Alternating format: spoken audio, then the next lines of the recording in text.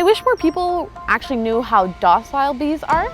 Nowadays, in cities such as Montreal, you're almost always within about 500 meters of a beehive. My name is Dominic Lizée-Prynne. I work as an urban beekeeper for Alvéole in Montreal. Advan is known for the hands-on experience that it offers its clients with beehives, whether this be with backyard beekeepers who are learning to keep their own bees, or with businesses and schools that participate in workshops or come and check out the inspection with the bees. We really strive to connect the people to these little critters that are constantly around us, really unknowingly. So I kind of like to think that Alvéole acts as bee ambassadors.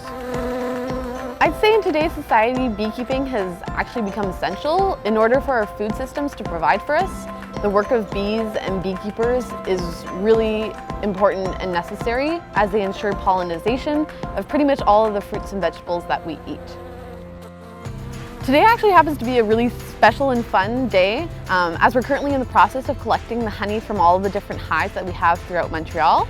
So this means that we're completely opening up the hive, first of all, to assess the situation within. So we're starting off just by making sure that the queen is still present, that she's laying enough eggs, and then we start sorting through the frames of honey and determining how much of it we can take back to the honey house and how much of it we should actually be leaving with the hive so they have enough food to make it through the winter. And then lastly, we need to shake off the bees from the honey frames that we're bringing back with us so that the bees stay with the hive and they don't come back to the honey house. So the most abundant member of the hive is actually called the worker bee. They're female bees who do most of the work in the hive. They're responsible for pretty much everything, which means anything from feeding or caring for developing bees to taking care of the queen bee, and then they also collect the nectar from the flowers, and that nectar will be turned into honey. The second member of the hive is called the drone. Drones are male bees that are only found in the hive during summertime. Their role is basically to mate with virgin queens from other hives, and so that's why we only see them during that specific time of year.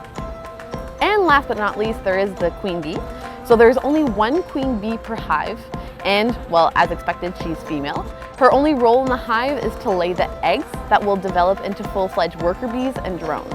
So basically all of the bees that we see in the hive are her daughters. And at the peak of summer, the queen bee can actually lay up to 2,000 eggs per day. So she's really busy laying eggs, and that means that the workers are responsible for everything that kind of goes along with her. So they take care of feeding her, they take care of grooming her. So really all the bees are super interdependent of one another.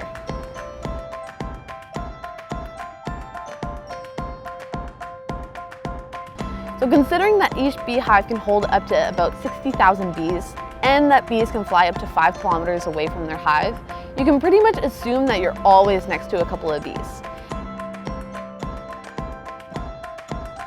I definitely wouldn't say that I've always known that I wanted to be a beekeeper, but I wanted to be a beekeeper a long time before I actually became a beekeeper. It just seemed really unattainable in an urban setting, and so when I discovered Alvéole, it really felt like it was meant to be.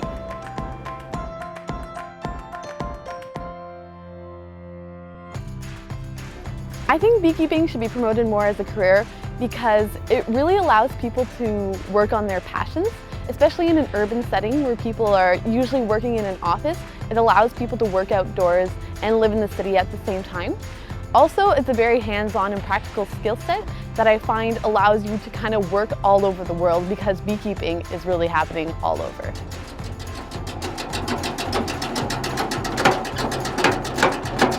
For those interested in becoming a beekeeper, I would definitely suggest reading up before you actually start. When you do have a little bit of experience, beekeeping isn't actually all that difficult. It's just that there's quite a steep learning curve to it. And so I would recommend just kind of having a little bit of the basics covered. You don't have to know everything about it, but just kind of knowing the general workings of a hive helps you be a little more comfortable and confident before you open up the hive for the first time. I would say the most rewarding aspect of my job is that I get to meet a lot of people who are opening up their hives for the first time, and the reaction that they get when they open it up is usually, I can't believe that we're able to be so close to the beehive and be so calm and feel so comfortable, and to be a part of that is really rewarding. I would tell my 11-year-old self not to get too worried about really finding one path that you want to follow right away. Life is really too unpredictable and you're never really going to know what's going to happen. And there are too many amazing things that you can do nowadays. So I would recommend just staying open to the different options that are kind of all around you. And if you change past midway, then whatever, just go with it.